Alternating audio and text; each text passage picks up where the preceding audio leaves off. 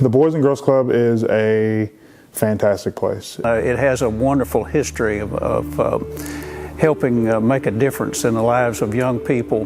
We are a youth development agency that focuses on academic success, healthy lifestyles, and character development. We allow kids to put aside everything that they're dealing with at home, whether it be physical abuse, problems with their parents, generational poverty, and for 4 hours a day, these kids are just kids while learning to be great people. A typical day at the Boys and Girls Club, kids will usually arrive here around 2:35, between 2:35 and 2:45. The kids will come in, have their backpacks checked. Those that do have homework, they'll set their backpacks to the side. Those that do not will put their book bags in our cubbies. Then from that point, they'll go into our kitchen area where they'll receive a hot meal for that day. Then we'll sit around, play, kind of get settled. Then from 3:10 to 4:10, we'll go into our power hour. This time is where our kids will sit down and finish their homework. The Boys and Girls Club is a very structured environment that allows kids to come to a safe environment after school. The primary focus is to help them with character building, educational skills, as well as social skills. And they have programs for character development and tutoring after school programs. We have more than 120 young people who are receiving tutoring and character development programs after school. We are very vigilant with checking homework, checking backpacks to make sure kids have homework at the beginning of the day. There'll be volunteer tutors as well as staff that are in the academic center making sure kids' homework is not only completed but checked to make sure that it is right. We keep up with their grades. We keep up with their progress with school, and a high percentage of our kids in the Boys and Girls Club are on the honor roll in their various schools. They learn a lot of things. I mean, they be sure that their schoolwork's done, they get to exercise, and they also have a good group of mentors and teachers to teach them life skills, not only school skills, but life skills in order to be able to be a productive member in society. It's important that they get something to eat.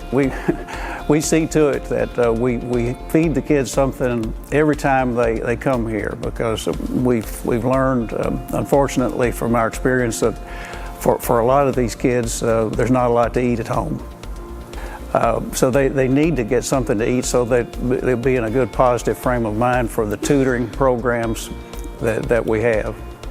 Kids eat lunch anywhere starting from 10:30, 11 o'clock, and when they get to us by 2:30, and when our teens get here at 3:30, some of them are starving and need a meal before they go into homework help. So we provide them a meal every day. Last year alone, we served over 30,000 meals to kids throughout the year. The cost for a child to come to the Boys and Girls Club is $20 per school year. We don't turn any child away. If for any reason a parent cannot afford that, then we waive those fees. We want kids, especially the kids that need us most, to be able to get the services that we provide. No child is turned away. If it's a child who wants to be here, be a part of the Boys and Girls Club, and the family can't afford the $20 annually, we take them anyway. And these are the kids who are going to stay in our community, and they're going to fill the jobs that we have. And so it has a tremendous long-term positive effect on the community. And I think it's in the best interest of every citizen, whether you have a child in the school system. It's in the interest of everyone in our community to see that we develop our young people, because they are the future. These kids are our future doctors, lawyers, police officers, mayors, maybe even presidents, and they come to Boys and Girls Clubs every single day. And those kids need support from not only the staff, but the people in the community to make sure that not only does the kid have a great future, but the community has a great future. They're your potential employees. They're your potential community leaders. People in the community should support Boys and Girls Club because we are providing an opportunity for kids to get the tools to become productive citizens in the community. One of the issues that we face in our community is workforce development. Our employers have a hard time finding employees who have a good work ethic, who show up when they're supposed to, and put in a good day's work. So it's in the best interest of the community to develop some good work skills, some good work ethic. I'm Elena and I'm 10 years old. I like coming to the Boys and Girls Club because I get to get on the computers and it helps me get my homework done and I can stay focused. I just like to be that role model to them, the older role model for them to, you know, no one can love you like you love yourself, and I like to teach that to them. Funds that are given to the Boys and Girls Club are managed by a board of directors, and your dollars will be used to help fund programs and activities for underprivileged kids to be able to have a great future. We just have to ask people to make a contribution if they can, tax deductible, and it's a great way to make a difference in our community.